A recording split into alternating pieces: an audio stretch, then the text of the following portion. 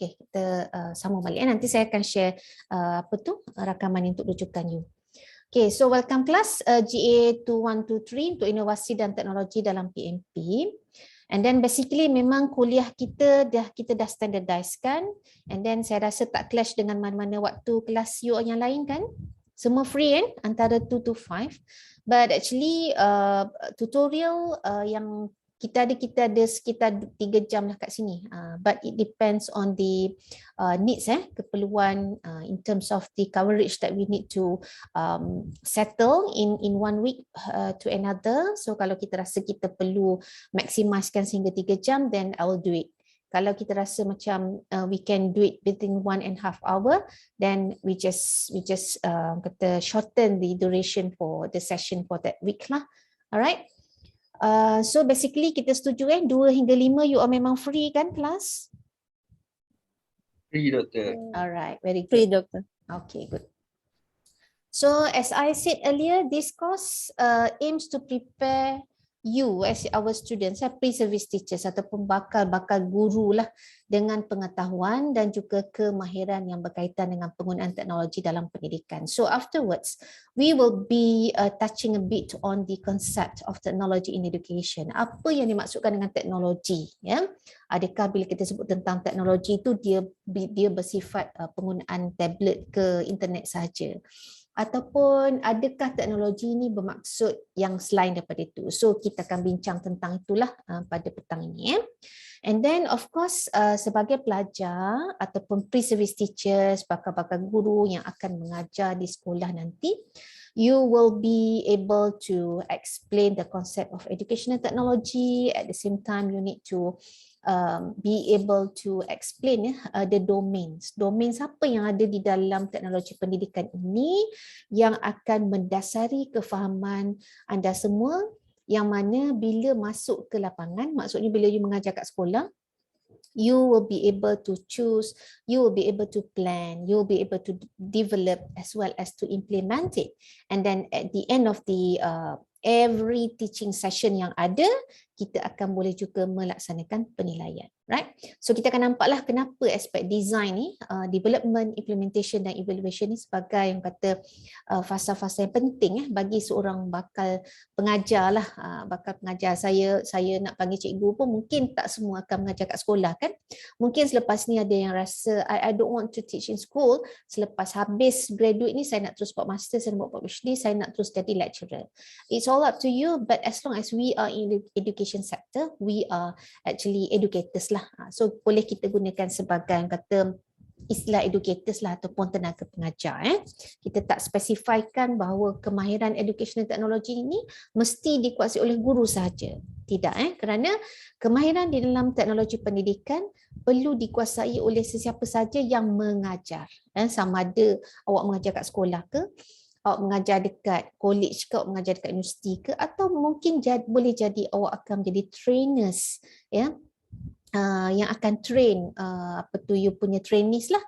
Not necessarily has to be based on subject yang ada dekat sekolah ataupun certain courses kan, tapi mungkin you boleh jadi orang kata trainers untuk whatever bidang lah. Contoh kalau yang sukres kan, you mungkin boleh jadi trainer untuk orang kata dekat gym, ya, jadi orang kata trainer dekat gym dan sebagainya. So you need to have this kata kemahiran in order for you to be able to plan a good training, to develop something from it or for it, and then you implement it, and at the end of the day you'll be able to evaluate it. So kita run itu, proses itu perlu lengkap. Kalau you pandai merancang, you pandai melaksanakan tapi you tidak buat penilaian, maka akan kuranglah satu daripada elemen. So ini yang akan kita kata kuasai apabila awak dah habis belajar tentang khusus GA 2123 ni.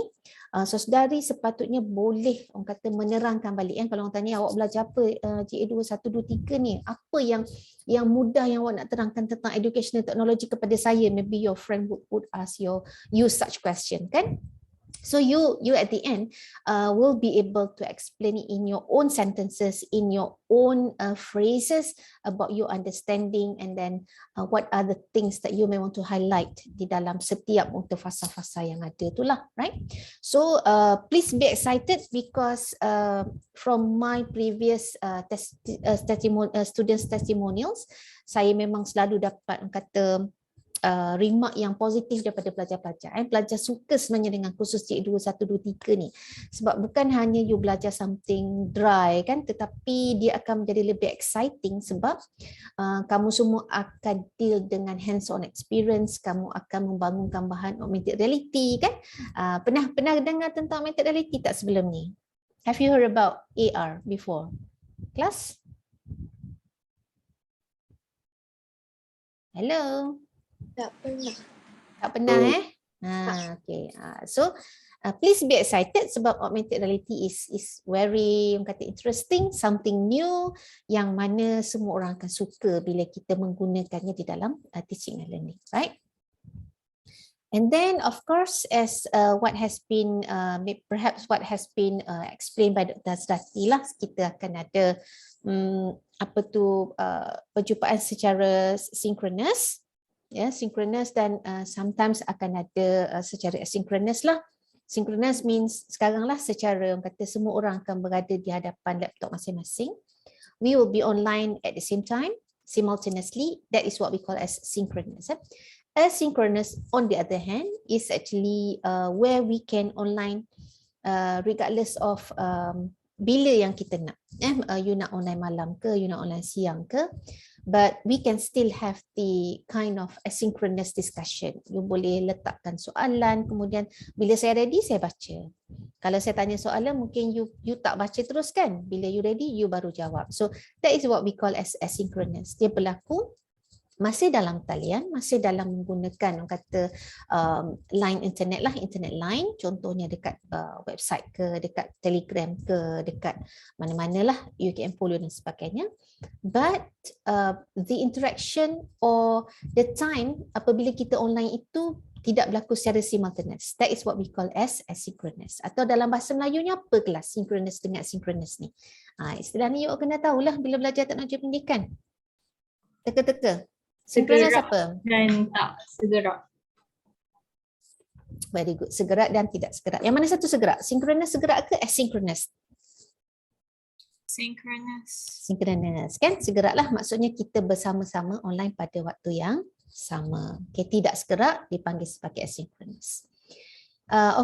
Of course, this will be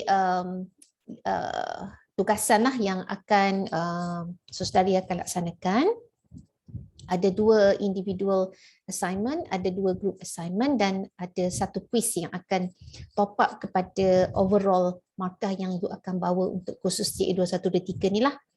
Okay, ada soalan ke tentang tugasan ini? Ada soalan tak? Nak minta elaboration ke apa ke? Kena jelas semua tentang tugasan ni? Saya rasa kalau saya doktor belum lagi sebab masuk hari itu minggu ketiga. Okay, right. Okay. So, basically kelas, overall kalau tengok kat sini ada 4 tugasan lah yang saudara-saudari kena buat. Ada 2 yang individu. Pertama, kita akan gunakan Canva atau Pictochart untuk menghasilkan satu visual media. Kita akan menghasilkan satu bahan visual. Most probably in the form of a poster lah. You kena cari bahan yang berkaitan dengan bidang masing-masing. Kalau TESOL lah, kalau sukres lah, kalau pendidikan khas lah.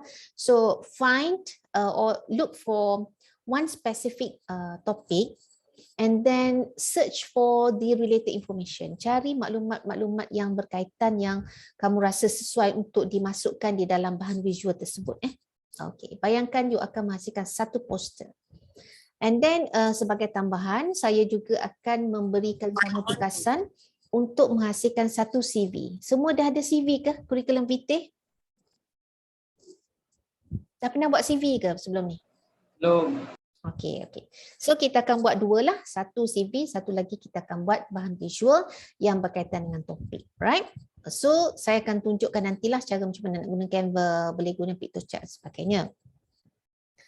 Dan jangan risau, setiap aktiviti yang akan kita gunakan ni akan berpandu lah ya. So setiap minggu pada waktu tutorial macam ni, please do ask questions. Boleh tanya soalan-soalan sekiranya tak jelas, supaya at the end of the day you will be able to come up with a good assignment ataupun a good task lah yang telah diberi.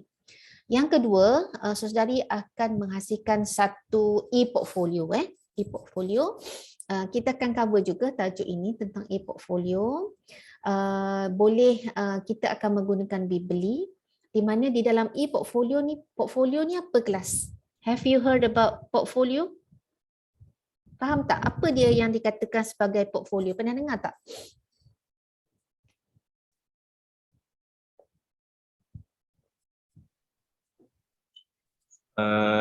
Pernah dengar tapi tak faham sangat. Okey. Portfolio ni dia adalah contoh macam satu showcase lah, macam mana you nak showcase your ability, you nak menunjukkan kepada dunia luar apa yang telah saudari pelajari, your skills, your acquisition, maybe your kata produk, macam tu. Contohlah kalau juru gambar kan, fotografer, portfolio dia haruslah apa dia? Apa yang dia nak tunjuk, nak convince supaya ambil lah saya sebagai you punya fotografer. Dia kena tunjukkan apa dia, hasil kerja dia di dalam Portfolio. fotografi lah kan. Fotografi, Dalam bentuk ya. fotografi lah. So dia boleh bangunkan satu blog, contohnya dia paparkan semua gambar-gambar yang pernah dia ambil supaya pelanggan dia tengok, memang nampaklah dia faham tentang fotografi kan. Orang kata composition dia bagus, color dia punya exposure, aperture, shutter semua cantik. Okey. Kalau arkitek, apa dia yang dia nak masuk dalam e-portfolio dia?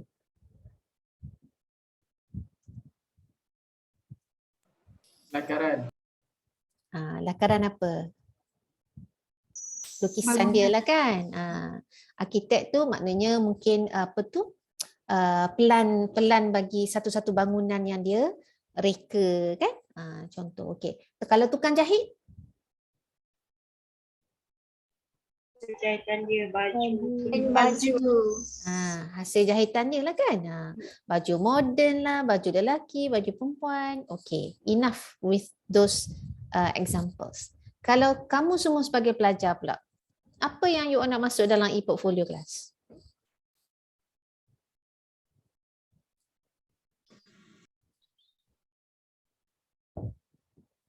Takkan tak ada apa kot.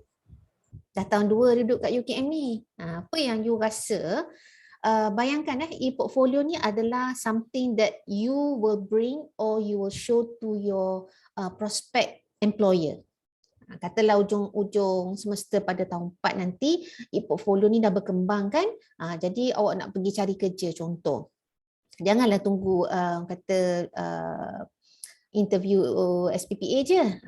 Kadang you akan tunjukkan e-portfolio kepada bakal majikan. Jadi apa yang perlu ada dalam e-portfolio kalau you nak convince about your skills, convince about your knowledge dan sebagainya. Yang nak dimasukkan dalam e-portfolio di dalam situasi anda sebagai seorang pelajar universiti. Apa kelas? Can you guess? Kelulusan, achievement. Kelulusan, very good lagi. Achievement kan? Lagi? Skill. Skill, okay. Very good. Okay, so how can you then show your skill menggunakan e-portfolio?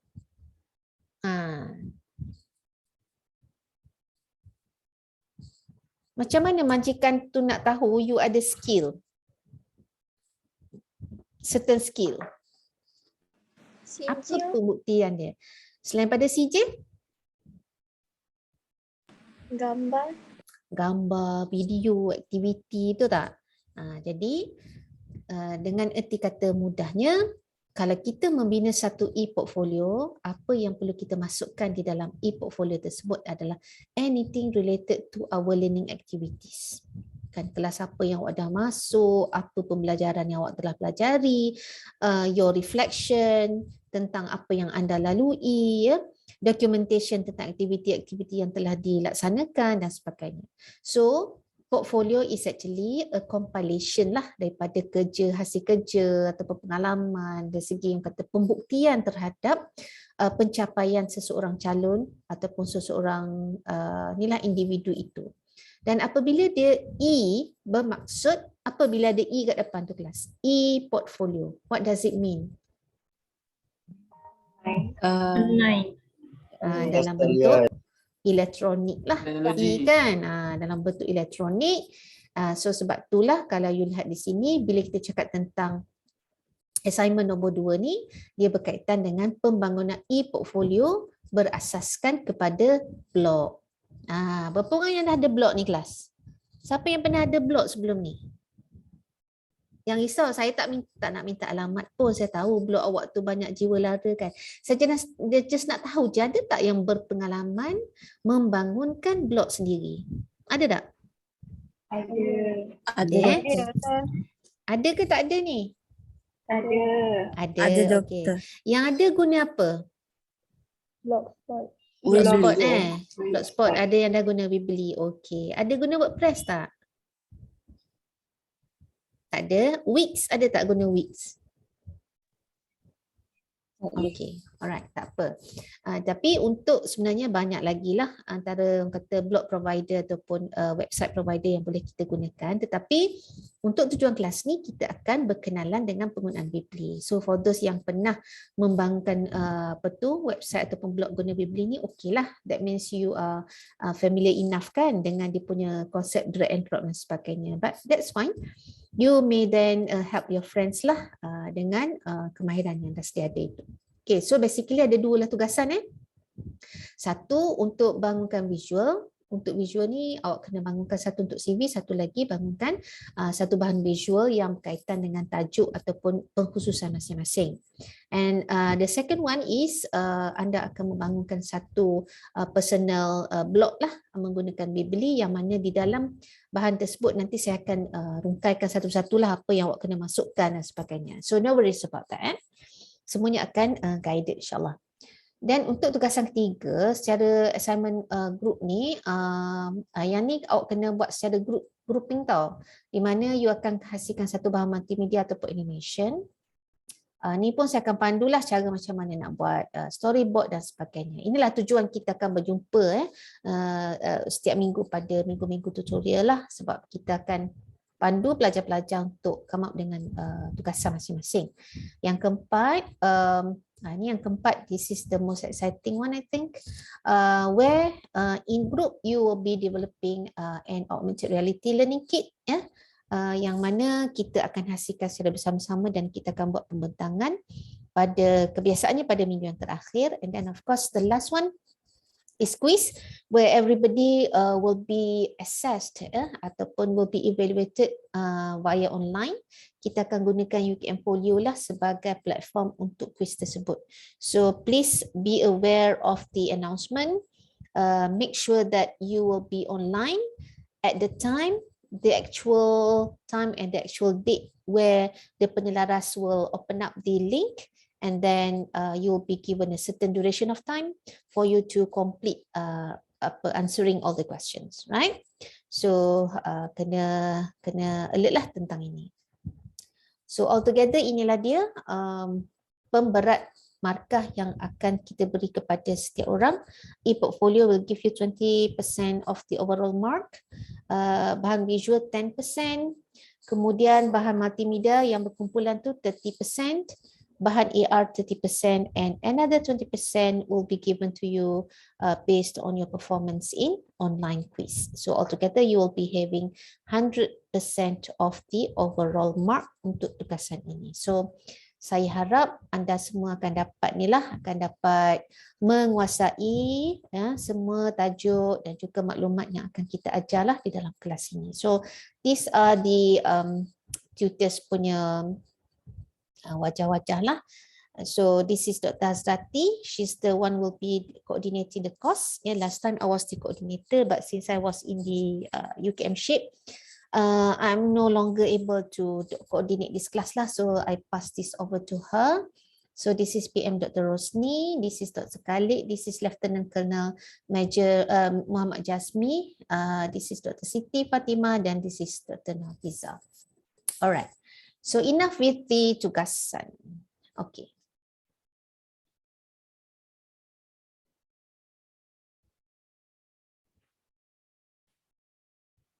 Yeah, let me see what I have here. Okey ke semua setakat ni? Okey doktor, okey. Okay.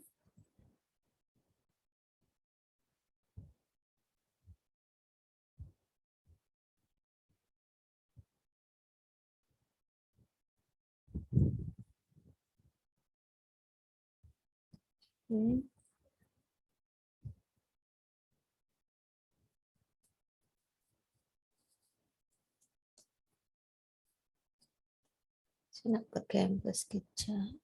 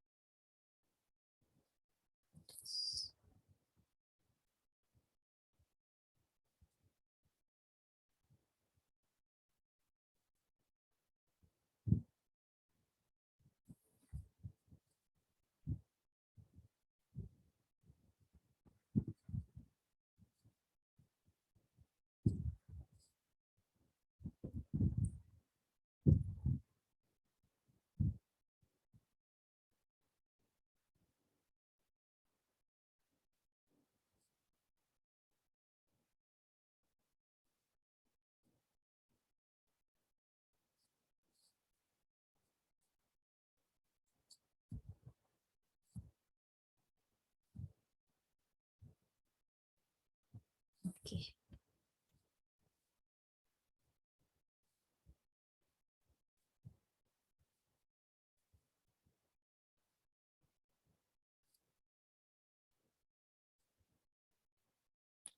Okay. Kita cuba bincang sikit ya.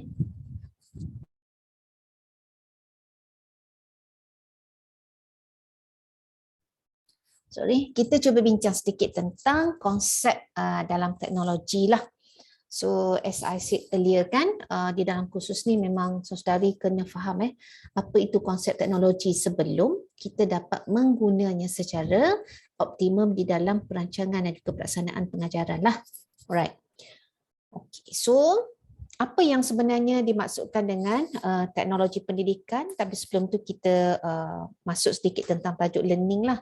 Okay, you all tahun 2 kan? Tahun 2 dah ambil psikologi pendidikan ke belum? Dah belajar tentang teori-teori pendidikan ke belum? Dah doktor. Dah kan? Okay. Ada. Alright, very good. So apa di antara teori pembelajaran yang ada? Kita ada behaviorism lagi. Cognitivism. Very good, cognitivism. Lagi? Connectionism. Connectionism lagi? Constructivism. Alright, good. Okay. So basically itu antara yang utamalah dari segi learning kan. Daripada learning theories lah. Okay.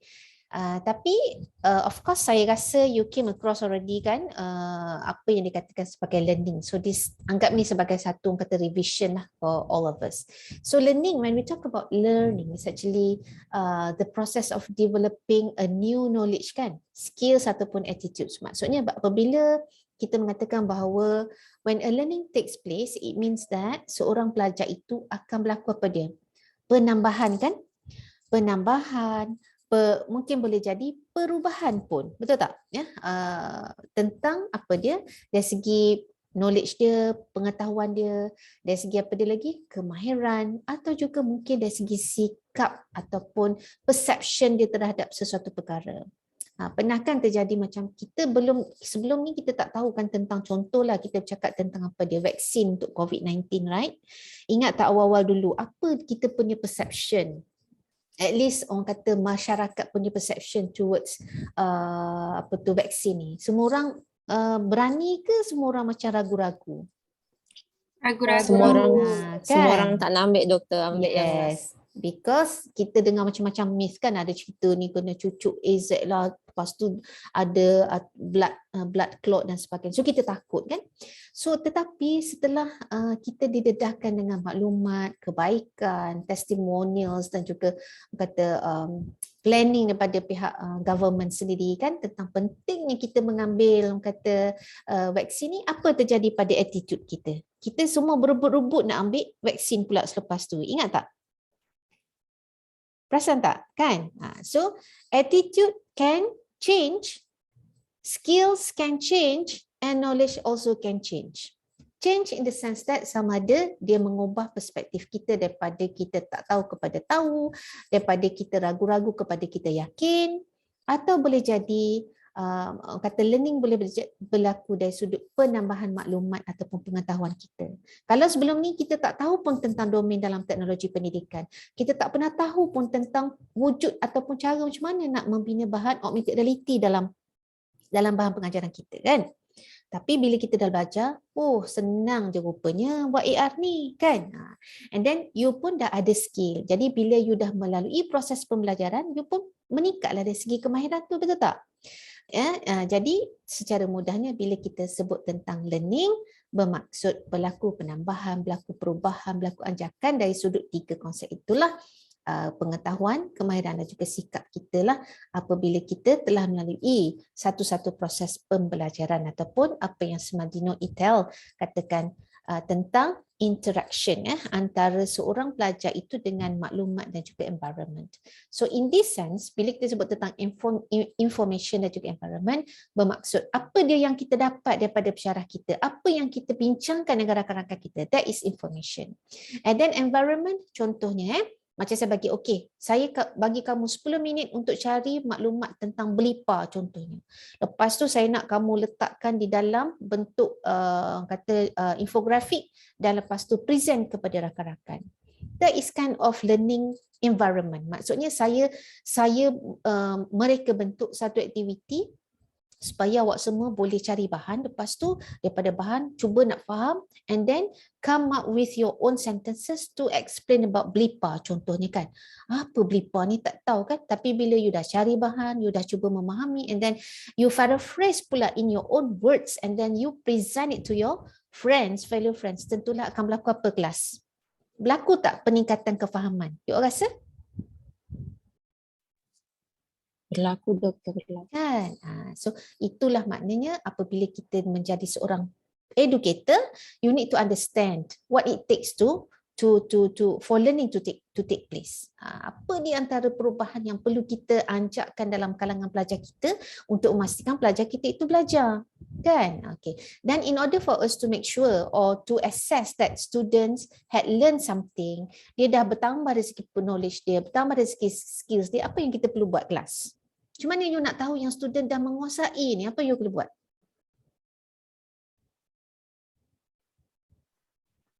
Buat penilaian. Yes, bagus. Kita buat Quiz. kita bagi tugasan, kita bagi quiz. Sebab apa? Kita hendak menilai, kan?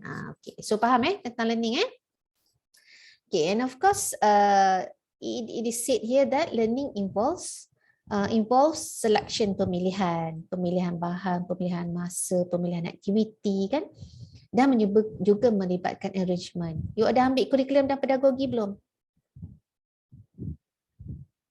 Ambil subjek kurikulum dan pedagogi tak? Belum. Belum, doktor. Tahun 3 Pasal kan belum. you ambil kan? Okay, kurikulum pedagogi tahun 3. So dalam kurikulum pedagogi, awak semua akan belajar tentang cara macam mana nak menulis rancangan pengajaran harian. Dari situ awak kena tentukan apa dia objektif pembelajaran yang saya nak pelajar secapai. Kemudian apa di kemahiran yang akan terlibat dalam aktiviti yang akan saya ajar. Kemudian apa dia antara penyusunan aktiviti yang perlu saya susun apabila saya nak mengajar, bermula dengan induksi setnya, pengenalan tajuk, kemudian kepada pengembangan kan, aktiviti berkumpulan ke, aktiviti individu ke dan sebagainya. Semua itu melibatkan arrangement. Kena susun dia mengikut masa yang ada, yang susun juga aktiviti itu mengikut apa dia objektif yang telah you tentukan supaya pelajar dapat capai. Okay, dan Fikirkan tentang macam mana you nak deliver maklumat tersebut. Adakah nak bagi syarahan semata-mata? Adakah you nak come up with the constructivism punya teori kan? Di mana kita minta pelajar duduk dalam grup, okay, bincang, present. So that is actually the most effective way of learning where students are constructing their own understanding and then they will be teaching others. So believe me class, dengan cara mengajar sebenarnya kita akan lebih faham. Dengan cara mengajar kita akan lebih yakin dengan ilmu yang kita ada. That's why you jangan complain bila pensyarah kata present. Bukan pensyarah malas. Tetapi bila you faham tentang teori-teori pembelajaran, salah satunya constructivism, sebab itulah kita minta pelajar buat aktiviti dalam grup kan, supaya you all boleh mingle around and at the end of the day you can actually construct your own understanding and your own conception tentang sesuatu konsep yang akan ataupun yang perlu kamu kuasai lah. And of course, for learning to take place, it involves ataupun it requires appropriate environment. Perlu kepada satu environment ataupun suasana yang sesuai lah supaya pembelajaran berlaku kan. Okay, kalau kita nak belajar cara nak baking dough contohnya, takkan kita nak buat kat tepi jalan. Tentulah kita cari bilik yang sesuai, ada oven dan sebagainya contohlah. And then of course you need to spur your learners interest in that information. That's why perlu ada pada induksi set. You perlu ada soal jawab, make sure that tak ada yang tertidur contohnya kan. Contoh sekarang ni, saya tak nampak apa you buat kan? You pun tak nampak apa saya tengah buat. You boleh dengar je apa yang saya sedang cakap. Tapi berkemungkinan saya tengah reply WhatsApp contoh kan. Jadi penting bagi seorang tenaga pengajar, you need to make sure that you have your students' attention. One of the ways for you to make sure that students will give attention to you is by asking them questions. Setuju tak? Setuju doktor. Dua tiga orang yang jawab. Yang lain tu saya tak tahu buat apa. Okay, so Setuju, salah doktor. satu cara saya terpaksa sentiasa buat macam ni lah supaya saya tahu you all alert dengan apa yang kita terangkan. Okay, so instruction dalam bahasa Melayu apa instruction kelas? Arahan. Arahan tu adalah literal punya terjemahan lah, tapi kalau di dalam konteks yang sebenar, instruction means pengajaran. Instruction means pengajaran. Sekejap boleh bagi saya 2 minit tak? Saya rasa migraine saya datang lah. Saya kena telah ubat kejap. Bagi saya 2 minit. Thank you. Doktor. Boleh. Thank you.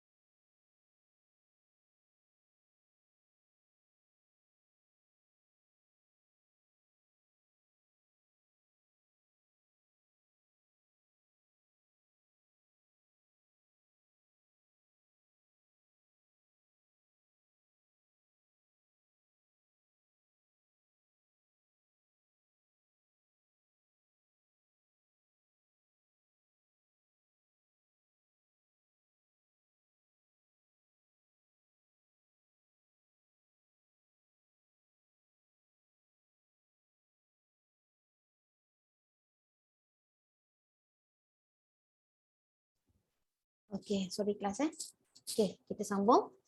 So instruction kalau di dalam istilah ataupun maksud yang sebenar dalam konteks bermaksud pengajaran ya, bukan arahan. Kalau kita mengajar kita bagi arahan semata-mata ke? Tak kan?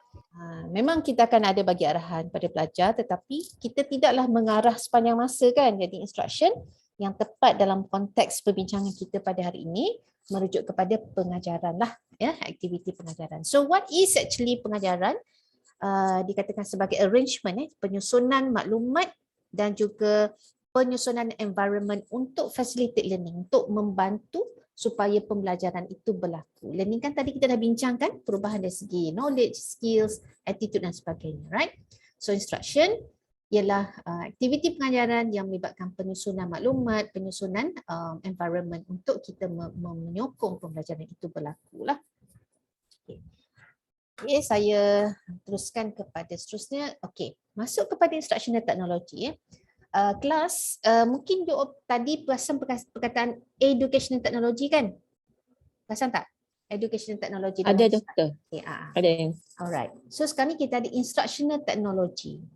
Sebenarnya kalau kita nak mengikut yang kata kefahaman yang generic ya, instructional technology dengan educational technology is actually perkara ataupun benda yang sama sajalah cuma just the matter of the istilah ataupun term which is used by different scholars lah. Ada yang gunakan instructional technology, ada yang gunakan educational technology.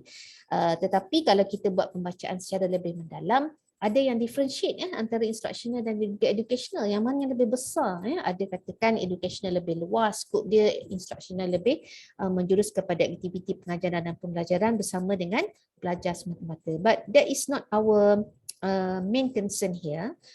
Just enough for you to understand that instructional technology bolehlah kita katakan sebagai sinonim dengan educational technology. So as to make sure that you are not kata confused lah, sekejap instructional, sekejap educational. So untuk level undergraduate ni saya rasa kita boleh terimalah ya, instructional technology is actually synonym to educational technology. So boleh so jangan keliru bila kadang-kala you jumpa instructional, kadang-kala you guna you jumpa educational. Both I think would give you more or less the same kata scope lah.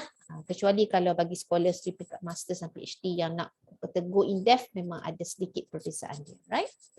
So instructional technology kalau kita lihat kepada pendedahan ataupun information, apa saya cakapnya, kepada definition dia, okay, nombor 1, apa dia sebut kat situ kelas? Seorang boleh tolong bacakan tak?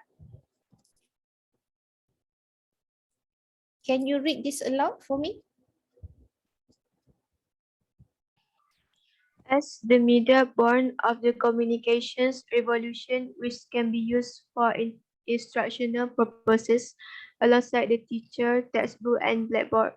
Okay, thank you so much. Siapa yang baca tu? Saya tak nampak lah nama. Rahana. Okay, Rahana. Thank you, Rahana. Welcome. Okay, apa yang you all faham kelas daripada ni? Apa maksud definition instructional technology in this sense dalam yang Rahana bacakan tadi? Bahan bantu mengajar. Secara umumnya dia melibatkan bahan yang membantu untuk belajar-belajar kan? Okey. Contoh bahan bantu mengajar apa kelas? YouTube. Okey, bahan YouTube lagi? Textbook, buku latihan. Okey. Buku Apa dia? cerita. Buku cerita lagi? Media. Sorry? Media, teknologi. Okey, bahan Slide teknologi, ya, Google. website contohnya. Okey, Google, search engines dan sebagainya. So, you just name it. Everything can be learning materials, kan? Kalau you bawa apple sebiji, can an apple be your learning material? Boleh tak? Boleh. Yes. Kan, lagikan tikus mati pun boleh jadi bahan pembelajaran, betul tak? Jadi, all in all bila kita sebut educational technology dalam satu konsep pengertian, bermaksud. Apa juga bahan yang kita gunakan untuk facilitate learning, kan? Untuk membantu kefahaman, untuk meningkatkan skills belajar, untuk memberikan satu pengalaman yang baru. Tak kira lah in what form, sama ada macam tadi kita sebut textbook tu dalam bentuk teks, betul tak? YouTube ataupun bahan media yang lain, YouTube, movie dan sebagainya dalam bentuk video, betul tak? And then mungkin boleh jadi dalam bentuk realia. Realia maksudnya bahan sebenar lah. Contoh sebiji apple, kan? Sebatang pen. Okay? Itu adalah dalam bentuk bahan yang sebenar. So itu faham salah satu daripada definisi educational technology. Tetapi definisi ni tak habis Nampak tak dia ada nombor 1 kat situ. So nombor 2, ni sambungan sambungan definisi instructional technology yang diberikan oleh the Commission of Instructional Technology. Yang pertama tadi kita jelas definisi pertama merujuk kepada bahan. Faham setakat ni kelas? Faham ke? Faham. Yang kedua, dia kata apa? Ni lain sikit tau. Ini yang saya harap berlaku anjakan dari sudut you punya paradigm. Selama ni mungkin you kata, oh bahan-bahan teknologi adalah bahan batu mengajar. Tidak sebenarnya, selain daripada dia memberi maksud bahan, educational technology ataupun instructional technology juga melibatkan apa di kelas. Nampak tak kat sini? Dia katakan apa? A systematic way of designing. Ya, satu apa dia? Cara yang bersistematik untuk apa dia ni? Designing per kelas. Mereka bentuk, melaksanakan dan juga menilai. Apa yang kita nak nilai ni dia kata? The total process of learning and teaching, kan? So, dalam erti kata mudahnya, instructional technology adalah satu proses yang bersistematik. Tujuan dia kita nak menilai keberkesanan aktiviti pembelajaran yang kita lakukan itu dan juga kita nak menilai juga proses-proses dalam mereka bentuk, melaksana dan juga kita membuat penilaian itu tadilah. Okay?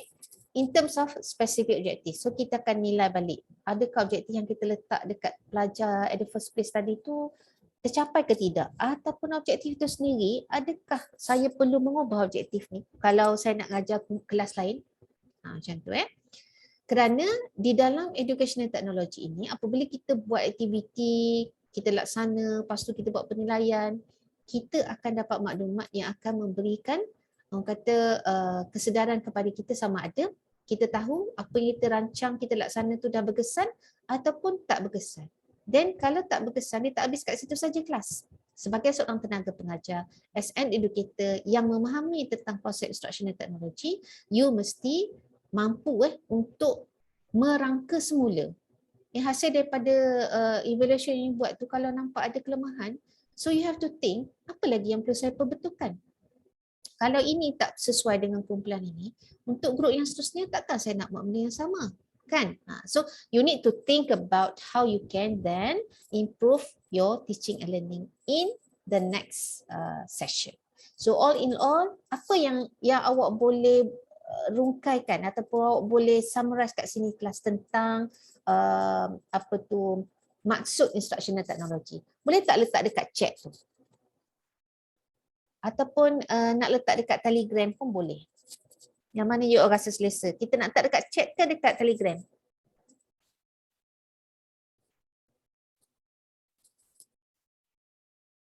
Okey, boleh letak dekat chat lah. Satu atau dua ayat dalam bahasa Melayu pun boleh, tak ada masalah. Saya punya slide je dalam bahasa Inggeris. Kita sebenarnya main medium kita bahasa Melayu lah.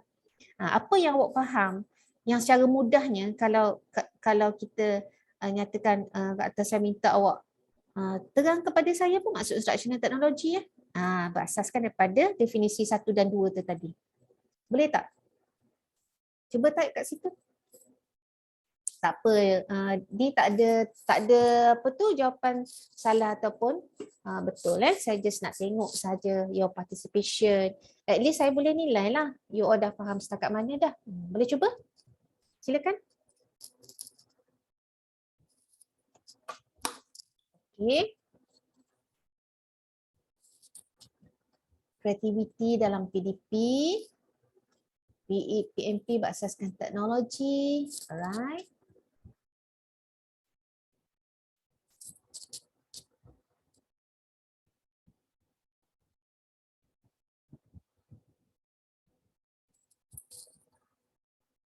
Okay, saya bagi dalam 2 minit Kejap, staff saya pun panggil. Kejap, I'll give you 2 minutes and I'll come back later. Okay, tolong type dulu you punya jawapan. Thank you.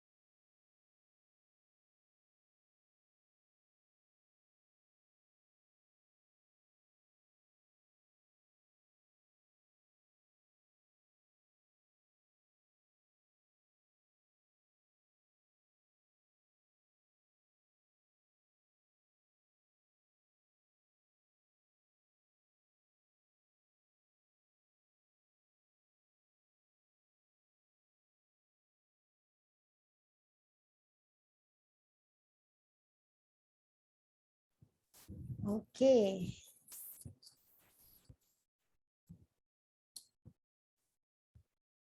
Keberkesanan dalam penggunaan teknologi semasa PDP, kebolehan menyampaikan sesuatu ilmu dengan berkesan, satu cara merangkumi pelbagai aspek meningkatkan keberkesanan PDP, kreatif dalam menyediakan BBM. Okey.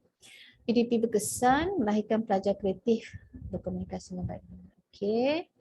Penggunaan teknologi dapat membantu proses PMP, sentiasa menginovasi bahan bantu mengajar. Bahan bantu mengajar pasal satu sistem dapat menilai sama ada PDP berkesan dan sebagainya. Okey. Gabungan kemahiran manusia bukan manusia. Okey. Revolusi proses PMP yang efektif dengan melibatkan teknologi untuk capai sesuatu objektif. Alright. Penggunaan teknologi membantu memudahkan proses PDP searah dengan perkembangan semasa dan perkembangan kemajuan ilmu pengetahuan. Okay, thank you so much. Terima kasih atas aktiviti ataupun your contribution to this session. Okay, very good semua kelas. Okay, so basically memang betul lah apa yang telah ditulis tadi kan. Of course, when we talk about instructional technology, partly sebahagian daripada instructional technology sebenarnya melibatkan penggunaan bahan. Tetapi another part of instructional technology yang tak boleh kita pisahkan adalah kemahiran di dalam kita membuat perancangan lah. Kan? Kita rancang, kita fikirkan apa dia, kita pilih bahan, kita pilih aktiviti, lepas tu kita laksana dan akhirnya mesti ditutup dengan apa tadi kelas? Untuk melekatkan satu kitaran dalam educational technology, apa dia? Penilaian. Penilaian. So nampak secara umumnya itulah antara basic things yang perlu ada di dalam penilaian. Sebab itu kita katakan instructional technology mengikut definisi Hennig, Mollender dan Russell, ini adalah 3 orang profesor yang hebat dalam bidang educational technology dekat US. Jadi dia kata, when we talk about instructional technology or educational technology, it means the application. Macam mana kita mengaplikasikan pengetahuan kita yang saintifik lah. Maksud pengetahuan saintifik ni, pengetahuan yang kita dapat berasaskan pada pembacaan daripada kajian-kajian yang lepas lah, yang empirical lah kan. Kita tak boleh, bukanlah berdasarkan andaian, bukanlah berdasarkan kepada kata budaya dan sebagainya, tapi dah terbukti memang absolute, memang tepat. Itu dikatakan sebagai pengetahuan secara saintifik tentang kelas, tentang bagaimana manusia belajar, kan, about human learning to practical task of teaching and learning. So mudah saja Hennig dan rakan-rakan punya introduction. Dia kata kalau kita cakap tentang educational technology, is about macam mana kita mengaplikasikan kemahiran kita, maklumat yang kita ada tentang cara manusia belajar dan bagaimana cara untuk kita melaksanakan teaching and learning. So bila kita sebut tentang practical task of teaching and learning, merangkumi tadi itulah daripada kita memikirkan apa dia objektif yang pelajar kita nak capai, apa dia antara bahan yang perlu kita gunakan ataupun kita pilih dan bangunkan.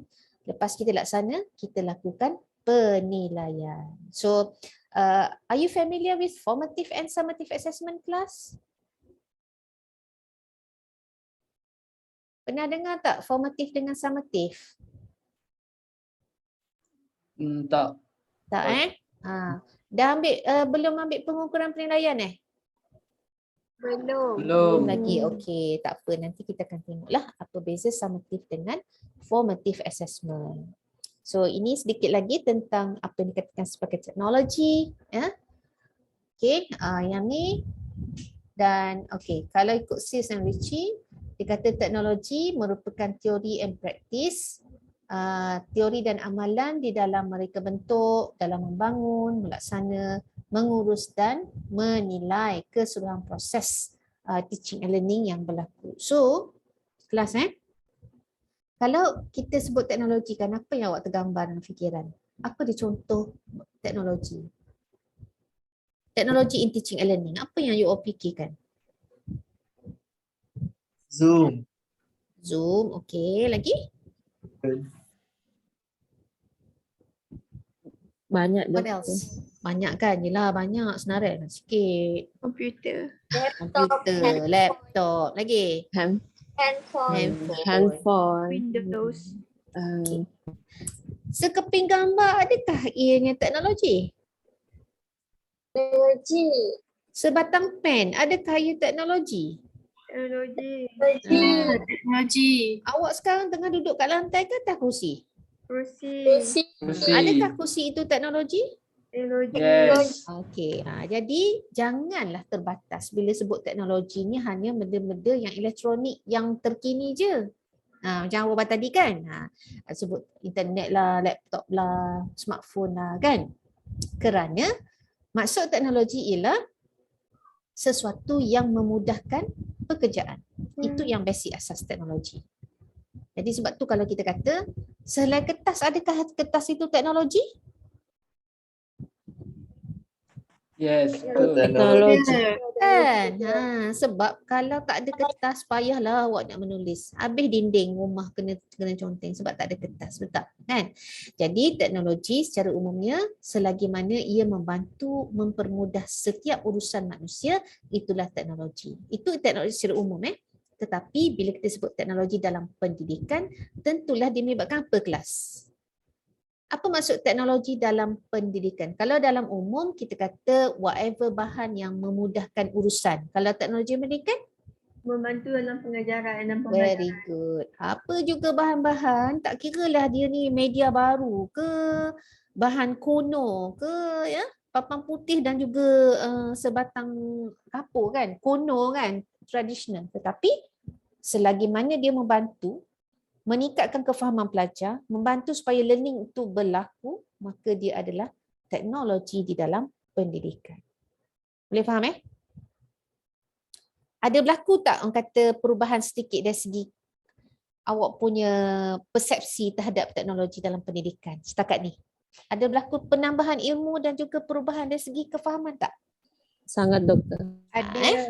Okay, very good. So, okay, ingat momen hari ni, inilah pada hari yang bersejarah, saya memahami tentang educational technology, saya memahami tentang apa itu konsep teknologi. Kan? Dan awak akan ingat pada hari ini, rupanya Dr. Fariza ni adalah pensyarah yang best. Betul tak? Betul. Betul, Okay, Doktor. tak adalah. Saya Yes. gurau je. Saya gurau je. Okay, alright. The best. Alright. So, kita sambung sikit lagi Sambung sikit lagi. Tentang berkaitan juga dengan teknologi. Tetapi lebih mendalam lah, iaitu tentang domain-domain di dalam teknologi pendidikan. Tadi kita dah sebut tentang educational technology ataupun instructional technology kan. Maksudnya apa yang proses-proses yang berlaku secara sistematik yang bertujuan dia untuk meningkatkan pembelajaran pelajar, ya, sama ada melibatkan perancangan ke, pembangunan bahan ke, ya, perancangan dari sudut aktiviti, strategi pembelajaran dan sebagainya, dan juga evaluation. Itulah adalah apa yang dikatakan sebagai dunia educational technology. So bila orang sebut educational technology, kalau kata saya rasa educational technology penggunaan bahan je kan, awak nak setuju ke tidak? Kalau orang kata setahu saya educational technology penggunaan bahan kan. Macam mana awak nak jawab benda tu kalau orang kata macam tu?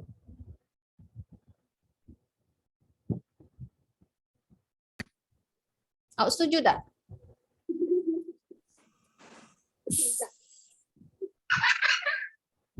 Setuju ke tak? Tak setuju.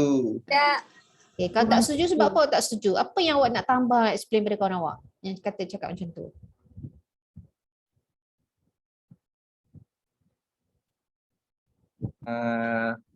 Beritahu teknologi ni sesuatu yang memudahkan kerja. Dia tak meliputi dengan Okey, lagi? Sikit lagi yang saya dah sebut tadi, saya nak ulang balik.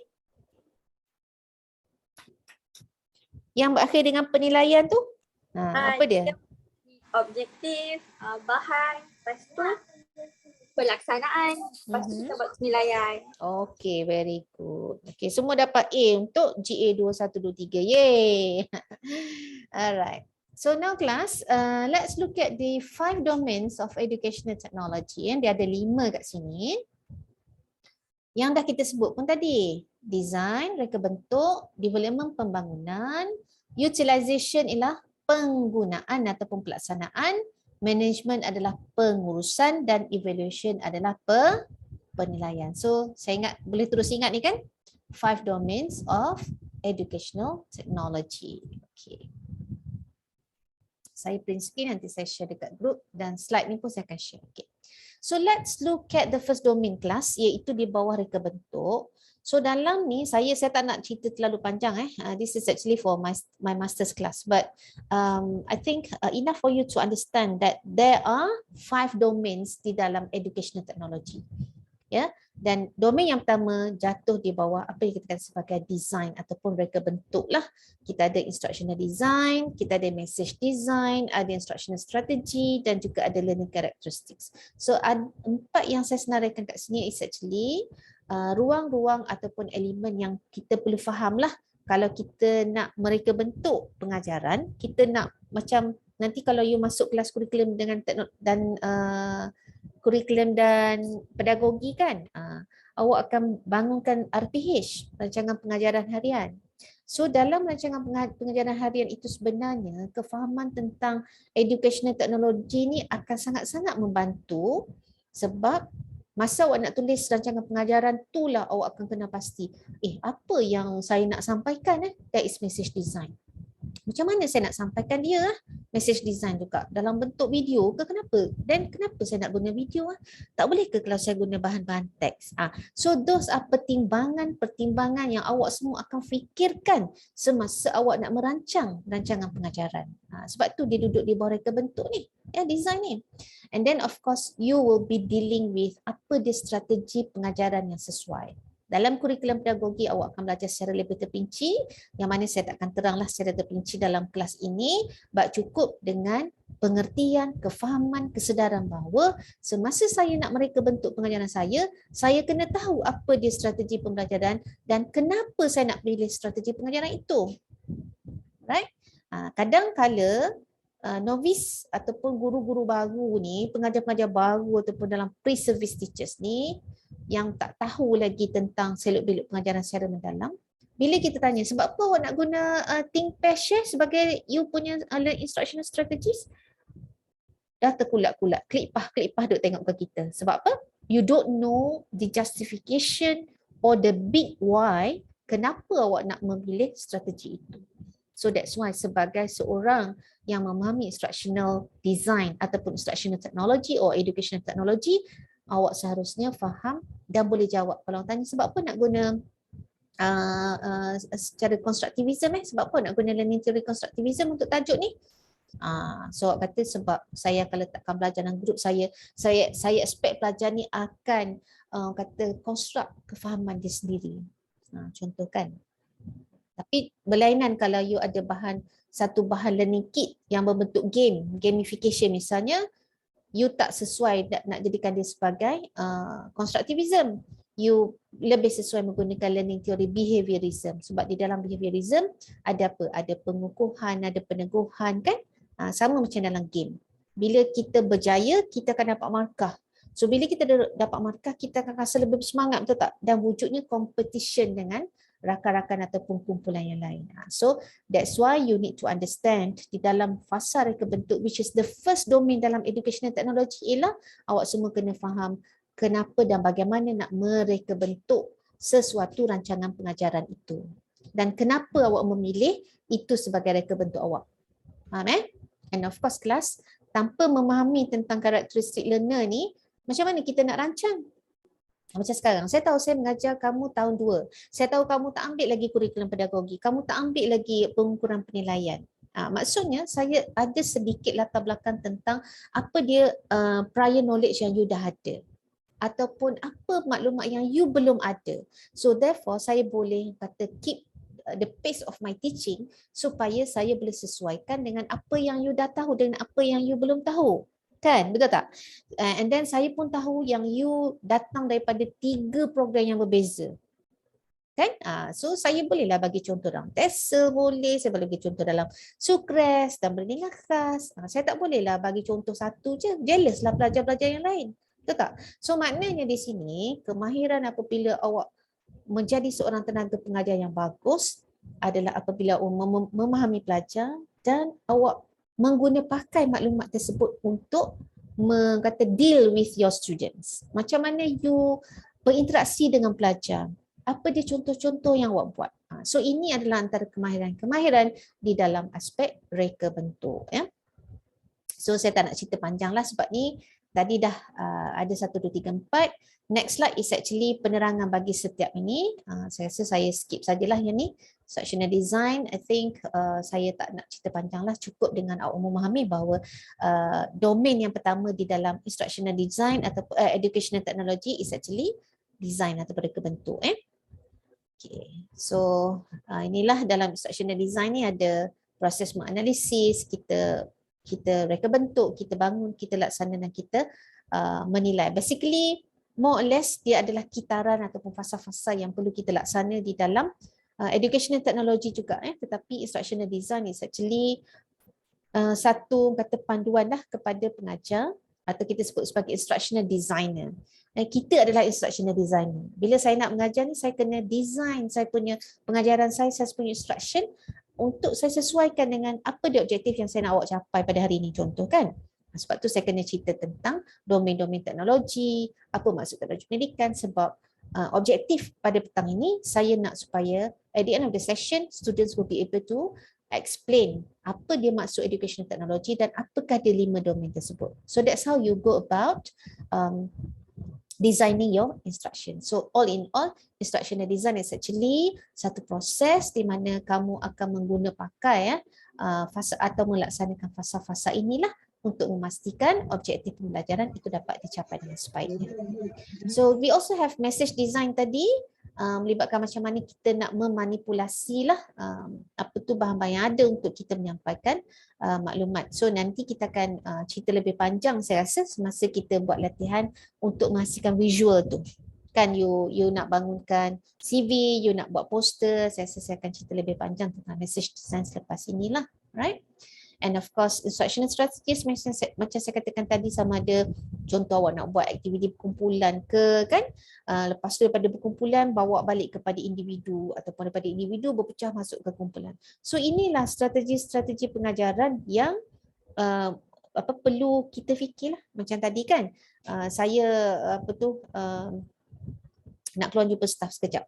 Saya tak biarkan awak tertunggu-tunggu macam tu. Saya bagi awak ruang untuk okey jawab soalan dan sebagainya. So saya dapat tahu apa sebenarnya yang awak fahami dan sebagainya. So small things actually matters untuk kita memastikan yang aktiviti itu berjalan secara aktif lah dalam kalangan pelajar.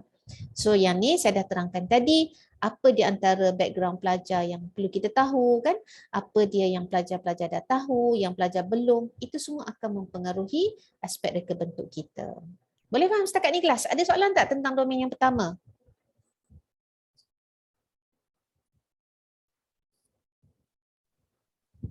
Alright. Okay. Okay, next kita bercakap tentang yang kedua, iaitu aspek development. Di dalam development ataupun pembangunan, kita akan bercakaplah tentang, biasanya kita sebut development ni akan melibatkan bahan pembelajaran lah. Ya. So di dalam development boleh jadi kita akan bangunkan bahan kita sendiri. So apabila you dah katalah teaching practice kan, practical. Masa mengajar tu kita kena memang banyaklah kita akan bangunkan bahan kita sendiri, especially semasa kita berada di dalam latihan lah. So dalam development ini kita juga boleh fikirkan macam mana saya nak bangunkan bahan tersebut dan kenapa saya nak bangunkan bahan ini untuk mencapai objektif apa. So of course di dalam pembangunan bahan inilah antara perkara-perkara yang perlu juga kita ambil pakai kelas ya. Kita perlu tahu apa dia message ataupun content driven. Bahan apa yang saya nak sampaikan, maklumat apa yang saya nak sampaikan. Kemudian bagaimana saya nak menggunakan pakai bahan tersebut apabila pelajar guna dalam kelas. So dia berbalik kepada apa dia strategi pembelajaran yang berlaku. Nak buat secara fizik, one to one, nak secara berkumpulan, think, pair, share dan sebagainya lah. Dan of course adakah bahan tersebut melibatkan hardware ke, software ke ataupun any other instructional materials. So development mungkin lebih straightforward, tetapi bila awak membangunkan bahan augmented reality dan juga awak membangunkan tugasan yang kedua untuk kumpulan, itu bahan multimedia. Okay, so domain ini sangat memainkan peranan lah semasa pembangunan. Dan seterusnya kita guna pakai, kita laksanakan bahan tersebut semasa PDPC kita dengan pelajar-pelajar lah. So semasa utilization, semasa penggunaan, dia akan melibatkan 5 perkara yang utama. So of course, yang pertama dia akan prepare learners to interact with materials. Ya, fikirkan macam mana pelajar akan berinteraksi dengan bahan yang akan kita beri kepada mereka. So bahan boleh jadi bahan yang kita buat from scratch lah kelas, atau boleh jadi kita guna saja bahan yang ada. Contohnya macam tadi ada sebut YouTube kan. Mungkin you cari dekat YouTube, you jumpa satu video yang sangat yang sangat sesuai untuk you gunakan dan membantu pelajar-pelajar kamu untuk faham untuk meningkatkan kefahaman mereka, mencapai objektif yang telah you tentukan tu tadi. So boleh gunakan. So think about how can students interact dengan bahan tersebut. Ya, itu juga adalah antara aspek yang perlu dilaksanakan semasa utilization dengan arahan dan sebagainya. And then of course mesti match learners with specific material dan juga aktiviti. Sama juga kita peningkatan khas tahun ni ada tak pelajar yang berkeperluan khas kelas? Ada tak kawan-kawan awak yang berkeperluan khas? Tiada. Ada masalah apa? Penglihatan? Tiada. Tiada? Tak ada? Okey. Saya pernah ada Azri. Tak tahu sempat ke tidak dengan Azri? Azri ni pelajar blind lah. Belajar blind. So bila first time dia masuk ke kelas saya macam terpinga-pinga lah sebab saya tak pernah ada belajar blind dalam kelas kan.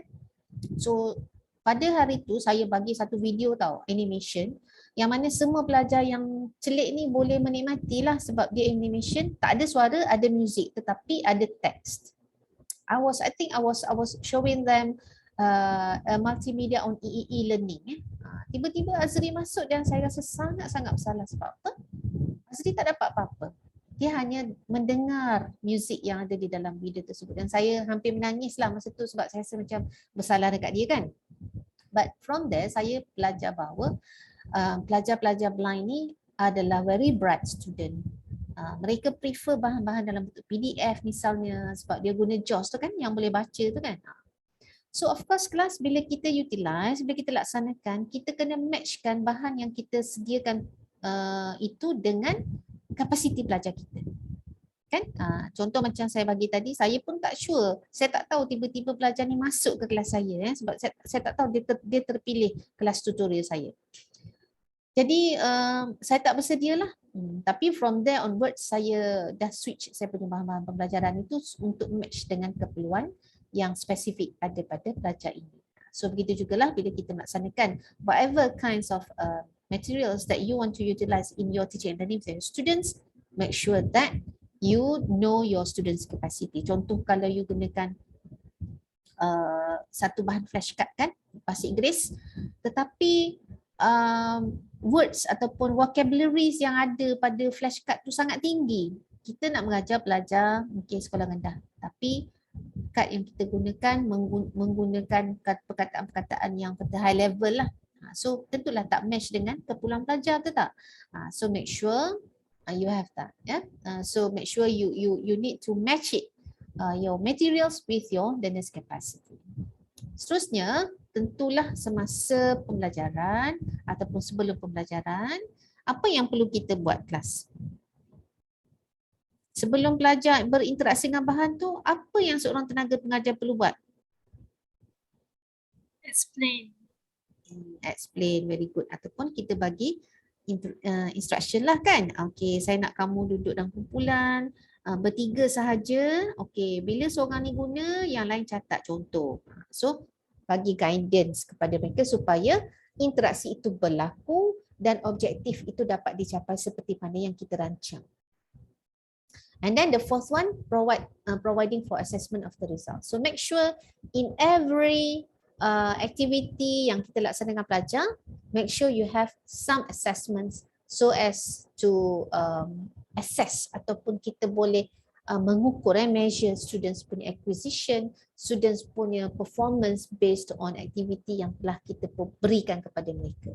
So ini penting sebab apa? Setiap kali kita merancang, setiap kali kita bangunkan, setiap kali kita laksanakan, kita perlu menilai. Ingat tadi kan?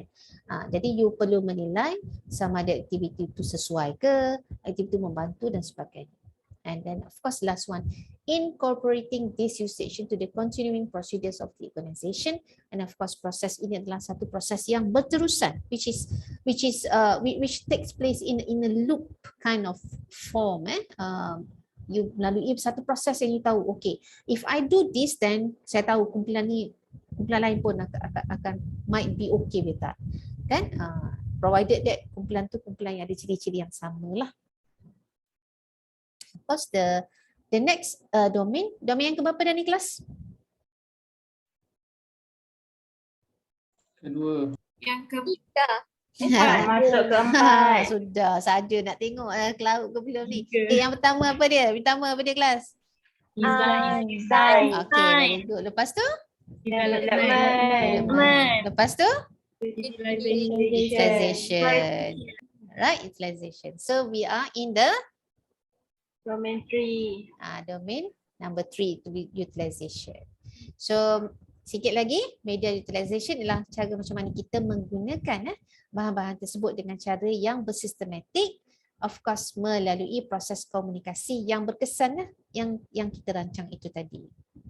So dalam utilization dia ada dua juga, implementation, institutionalization, di mana kita implementation ni kita hanya sekadar melaksanakan. Tapi dalam proses institutionalization ini, proses institutionalisasi ini berlaku apabila contoh cikgu-cikgu kat sekolah sekarang ni kena guna apa kelas? Dia kena guna platform apa? Do you aware of that? Kalau dulu dia guna VLFrog, sekarang cikgu guna apa kat kelas? Kat sekolah? Google Classroom. Yes, Google Classroom kan. So institutionalisasi berlaku apabila semua guru diminta untuk guna Google Classroom. Of course pada awalnya akan berlaku penentangan. Adalah cikgu kata, oh malas nak guna, susah apa semua, internet putus apa semua kan. Tetapi apabila semua orang telah guna, pelajar-pelajar pun dah okey, parents pun dah faham, cikgu pun rasa mudah, dan akan berlakulah apa yang dikatakan sebagai proses institutionalization. Cuba awak sebut institutionalization. Berbelit tak lidah? Kan? So proses institutionalisasi berlaku apabila semua orang telah menjadikannya sebagai satu culture, sebagai satu yang diterima pakai, yang tidak ada objection dah. Sebab apa? Sebab semua orang pakai, semua orang dah faham, semua orang dah menerima bahawa that is the need for us to come up with a good instruction, then we need to use Google Classroom for example. Okay, so itulah tujuan institusi. Dan sekarang kita masuk pada 4, manajemen pengurusan, melibatkan planning, organizing, coordinating dan juga supervising. Contoh, kalau kita nak manage projek, tentulah kita perlu kepada merancang, kita perlu kepada monitor kan, dan juga kita control instructional design dan juga project development. Kita juga boleh cakap tentang pengurusan bahan. Ya, pengurusan bahan ni biasanya kalau dekat sekolah, siapa yang akan uruskan kelas? Bahan-bahan pembelajaran ni. Awak tahu tak? Siapakah antara cikgu, apakah sebenarnya yang bertanggungjawab kalau kat sekolah?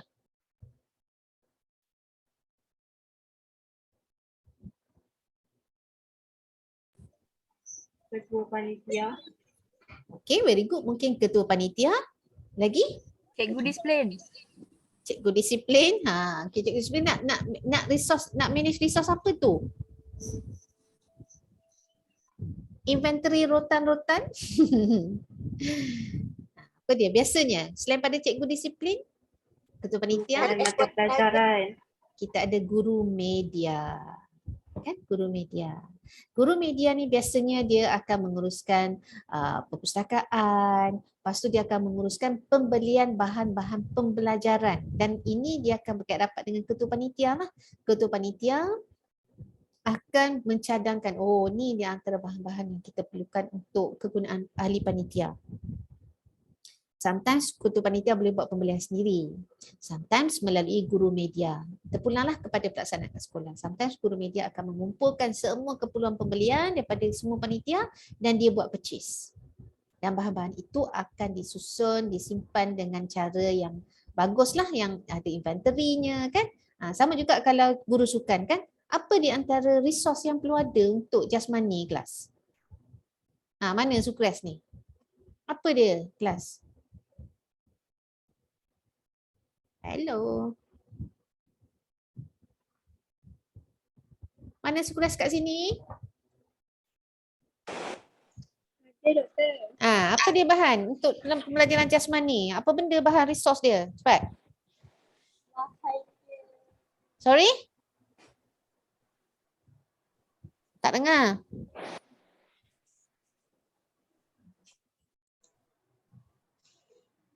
Okay, tak apalah, tak dengar. Okay, contoh kalau you masuk dalam store sukan kan, apa benda yang ada dalam store sukan?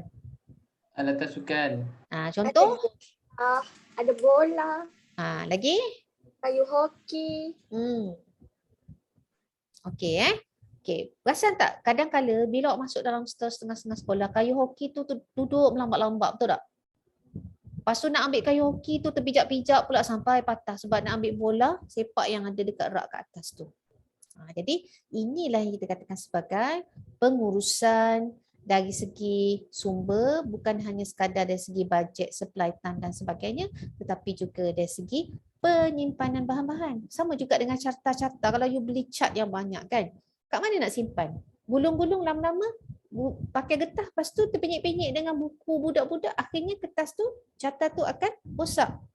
So maknanya di dalam management, when you talk about learning materials, you need to think wisely tentang bagaimana you nak menyusun, you nak menyimpan bahan-bahan tersebut dengan cara yang sesuai supaya dia ada durability dia. Boleh diguna pakai dan dia punya jangka hayat itu dapat dipanjangkan. So itulah antara yang kita katakan sebagai management dari sudut pengurusan bahan lah.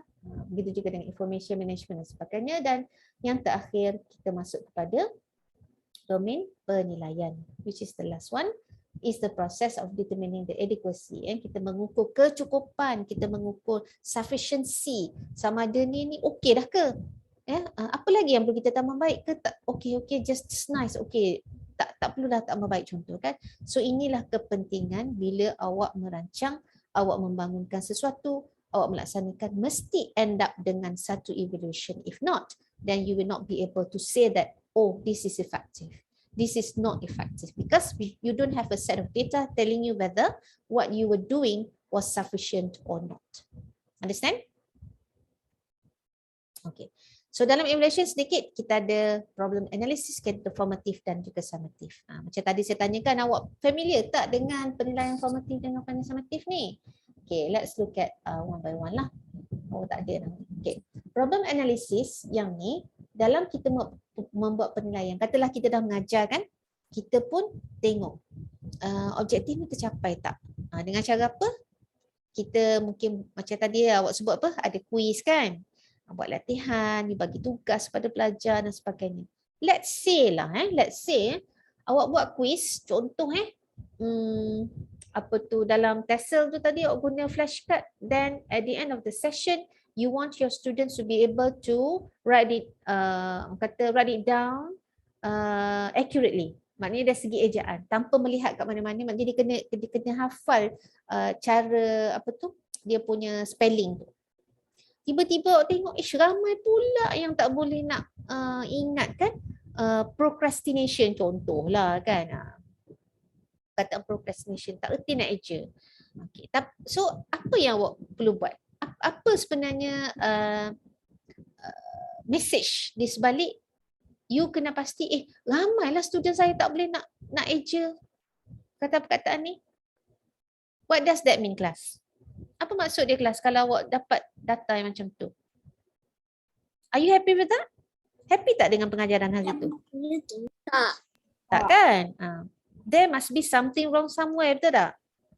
Betul. Jadi dari situ dah you kena pasti the root of the problem. Apa sebenarnya punca yang menyebabkan pelajar saya tak dapat nak mengeja dengan betul beberapa perkataan ini? Then you need to go back to your student. You may want to ask them what are the difficulties yang mereka hadapi menyebabkan mereka tak boleh nak eja. Or you might want to go back to the learning teaching strategies. Mungkin you bagi masa yang terlalu singkat untuk pelajar hafal, ataupun you tak bagi pelajar mengulang kan, instead of macam secara quiet je pelajar tengok, kenapa tak suruh dia macam read aloud ataupun articulate, menyebut perkataan itu dengan jelas dan berulang-ulang kali, dan along the pronunciation, make sure that your student will be able to spell it right. So in that way, tentulah pada masa akan datang pelajar akan meningkat pencapaian dari sudut spelling. So that's how you do the problem analysis. Jadi kalau awak tak buat evaluation, awak tak buat reflection terhadap apa yang dah berlaku dengan student, you will never learn from your own mistakes kan.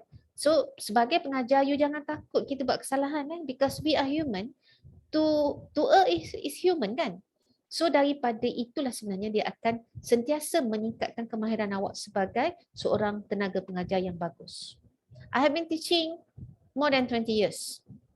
Dan itu tidak bermaksud saya tak pernah gagal. Saya tak pernah belajar daripada kesilapan. Banyak perkara yang saya pelajari daripada kesilapan saya sendiri sehingga saya menjadi the way I am today. But I'm not still I'm not considering myself as a perfect educator. I'm still learning. I'm still developing my skills. So itulah proses yang perlu kita lalui kelas . So formative assessment dalam erti kata yang mudah, dia biasanya dilakukan dalam kata satu fasa yang kecil-kecil . Contoh macam formative ni kita buat habis satu kelas kita akan buat sedikit kuis. Kuis tadi ataupun latihan yang kita beri pada pelajar adalah kind of formative assessment. Tetapi summative biasanya dia dilakukan dalam satu jangka masa yang lebih panjang, yang mana skor ataupun markah pada pelajar daripada ujian summative ini akan menunjukkan pencapaian pelajar dalam kata rada ataupun dalam keadaan durasi yang lebih panjang. Maksudnya, contoh kan kita ada ujian bulanan kalau kat sekolah, betul tak? Ujian bulanan. Selain pada tu, apa lagi kelas? Selain pada ujian bulanan, yang lagi panjang? Ujian tahunan. Ujian pertengahan tahun kan, kita ada ujian akhir tahun. Lagi besar, kalau dalam konteks peperiksaan nasional, kita ada apa? Kita ada SPM, STPM, PMR, PT3 kan, sekarang dah PT3, UPSR pun dah tak ada.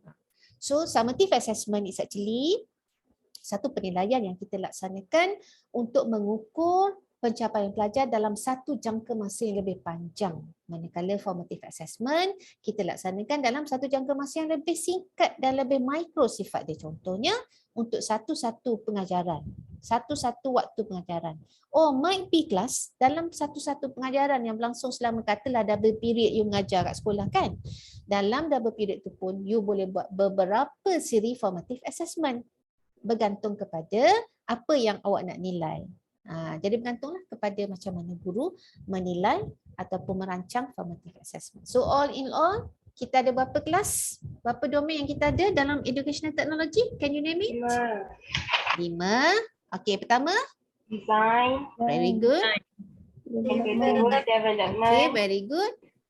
Utilization. Excellent. Keempat, management. Very well. Last one, evaluation. Awesome. So ada 5 domain yang awak dah pelajari pada hari ini, dan yang ni saya tak nak buat sekarang lah. Mungkin lepas sesi ni cari kucing awak, explain 5 domain tu dekat dia. Ataupun cari adik ke, kakak ke, mak ke, ayah ke. Yang sepupu tu boleh explain dekat sepupu masing-masing 5 domain berdasarkan kepada kefahaman awak. I believe if you do this, awak akan ingat 5 domain sampai bila-bila. Jadi ingat 5 perkara tersebut. So, and maybe cuba buat reflection, apa dia sebenarnya antara domain yang paling challenging awak rasa untuk awak laksanakan apabila awak bergelar seorang tenaga pengajar, dan kenapa awak rasa domain itu yang paling susah sekali. So the last question is actually your homework. Your homework, saya nak awak fikir, awak renungkan, dan nanti please start in kita punya group Telegram. Saya nak tahu jawapan masing-masing pilihan. Not necessarily you have to choose the same domain, because I believe that everybody might have a different conception, different perception, and therefore whatever domain that you have chosen or you will be choosing, I'm okay with that. I'm just wanting to know kenapa awak rasa domain itu daripada 5 yang awak dah sebut tadi tu yang paling challenging sekali, dan kenapa awak rasa dia paling challenging sekali. Okay. Okay? Semua? Happy? Okay, Doktor. Alright. Okay, very good. Okay. So, saya harap objektif pada hari ini akan tercapai lah. Di mana saya mengharapkan at the end of the session, awak akan boleh menerangkan maksud educational technology dan juga boleh menerangkan 5 domain teknologi itu dalam bahasa yang tersendiri. So, kita tak ada masa lah untuk saya test sorang-sorang. Macam saya katakan tadi, cuba cari somebody ataupun you may want to write it down yourself, apa di 5 domain dan apa yang awak faham daripada itu, dan cuba compare dengan slide dan juga perbentangan kelas saya buat tadi. So in that way, I am confident that you will master these 5 domains lah in a no way. Alright. Okay, so ada soalan tak kelas tentang tajuk yang telah kita bincang tadi? Ada soalan? Faham kedok ni? Siap-siap Terengganu kita ni. Siapa orang Terengganu tadi? Izul Izul awak Terengganu siapa yang lelaki Terengganu tadi? Saya. Rafiki. Awak Terengganu belah mana? Kemaman. Ilahat nombor. Saya Kemaman kau. Which part of Kemaman are you from? Kapal Bukit Bentuk. Okey betul. Okey. Right. Nasib baik bukan sekapur. Kalau tidak silap saya balik ke kapur dia pun awak. Okay. Okay, any question class so far? So good?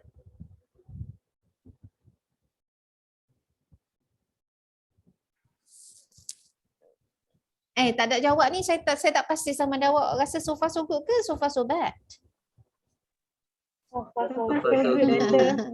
Okay, alright. Okay. Now class, untuk minggu hadapan, saya merancang kita akan buat pembelajaran secara kendiri, sebab saya ada bengkel dengan tuan pengarah daripada pukul 2.30 sampai pukul 6.30. Jadi tapi tak apa. As I said, I will be here with you sama ada secara synchronous ataupun tidak synchronous. What you have to do is you go to YouTube.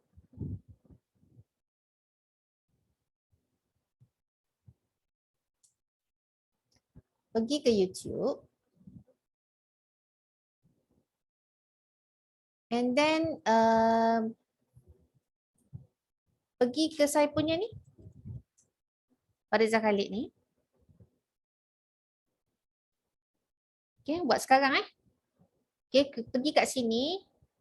Dan first of all, tolonglah subscribe. Subscribe to my channel. Can you do it now, class? Yes, Okay, Doktor. Alright, subscribe kepada channel saya. Ada tak yang ambil kelas fotografi? Saya ajar fotografi juga untuk SEM ni. I mean every SEM lah. I've been teaching photography every SEM. Ada ambil masa SEM 1. Okay. So once you have subscribed to my channel, go to videos and scroll down a bit and you will see this 3 Weebly ni, nampak tak? Okay, part 1, part 2 and part 3. Saya tak tahulah kenapa bila saya upload tu part 3 pula saya tak upload dulu sebelum part 2. So the sequence is not that beautiful lah. 1, 3, 2 pula. But anyway, apa yang saya nak saudari buat pada minggu hadapan, this is self learning Go to this video, tapi tak apa, nanti saya bagi link, saya bagi link dekat Telegram kita.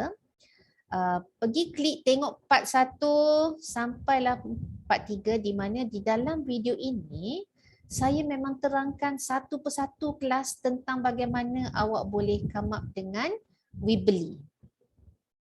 All this while memang saya tak pernah ajar pada pelajar saya secara live sebab video ni sangat komprehensif, and then pelajar saya pun mampu melaksanakan ataupun membangunkan e-portfolio sendiri tanpa rujukan tambahan, sebab saya dah terangkan secara terperinci lah, kecuali if there are any more questions then you can always post it into your or in our Telegram group, then I'll be giving you the answers lah, insyaAllah. Right? So apa yang saya nak kamu buat ialah kamu go part 1, part 2 sampailah part 3. Tengok semua ni, and then boleh tengok berulang kali. Lepas itu saya nak awak mula explore macam mana nak membangunkan laman web menggunakan Weebly. Okay, so you may want to spend 2 or 3 hours untuk kefahaman tersebut. Memang saya rasa memadai 3 jam itu untuk awak go through semua video tersebut and then try to come up with your own. Okay, so saya nak supaya semua orang janganlah mengelak walaupun kita tidak ada pertemuan secara face to face, tetapi ini adalah tugasan yang saya design untuk awak pada minggu hadapan. Dan pada minggu lagi satu, kita akan bincang dan saya akan terangkan juga tentang tugasan-tugasan yang lain. So not necessarily has to be in the kata sequence lah, tugasan satu mesti kena buat Canva dulu apa semua kan. Tak. Yang penting ialah macam mana awak boleh akhirnya menghasilkan tugasan tersebut dengan cara yang terbaik lah. Ada soalan tak kelas? Doktor nak tanya, Ya. yang weekly tu kita kena guna akaun email siswa ataupun personal? Tak semestinya. Boleh pakai je yang personal. Okay, terima kasih Eloknya pakai Gmail lah. Tetapi okey, satu pesan saya, kalau awak nak buat URL tu kan, address tu kat atas tu, make sure nama penuh bukanlah kalau nama awak sampai ada 4 perkataan tu mungkin ambil satu lah kan. Janganlah ambil panjang-panjang. Tapi menggambarkan nama sendiri. Nama yang given by your parents. Kita tak naklah putih katak lah kan, putera sendu lah, tak nak. Kita nak maknanya to make it professional, so you have to make sure that your URL, your Weebly ataupun portfolio address should be in the form of your actual name. Boleh Boleh doktor. Okay. So cuba tu untuk minggu depan dan I'll see you insyaAllah in the next week lah after that. Tetapi remember group Telegram kita tu boleh sentiasa aktif. And don't be surprised, sometimes I might answer your questions or I might post any questions to you in the middle of the night. Pukul 1, pukul 2. Sebab habit saya memang saya akan tidur dulu lepas maghrib pukul 8 sampai pukul 10, pukul 11 kan. Lepas tu saya akan bangun, solat isyak. Masa tu saya jadi pungguk lah. Jadi jangan terkejut lah tiba-tiba pukul 1 ke, pukul 2 ke saya post something. You don't have to answer terus, tapi lepas awak baca tu awak jawab lah pada keesokan hari. Alright? Okay. Okay. So kalau tak ada apa-apa, saya rasa enough for today. Saya pun dah macam dah migraine ni sebab bilik saya ni aircon rosak. Jadi saya buka kipas je, saya tak tahan panas. Kepala saya masih lagi sakit. Anyway, thanks for today's attendance. Nanti saya akan letakkan link ke Google Form untuk attendance hari ni di Telegram. Okay, so thank you so much for your attendance today. I'll see you when I see you. Okay, Assalamualaikum and take care. Okay, bye-bye. Terima kasih doktor. Okay, bye. Welcome. Terima kasih doktor. Okay, bye-bye.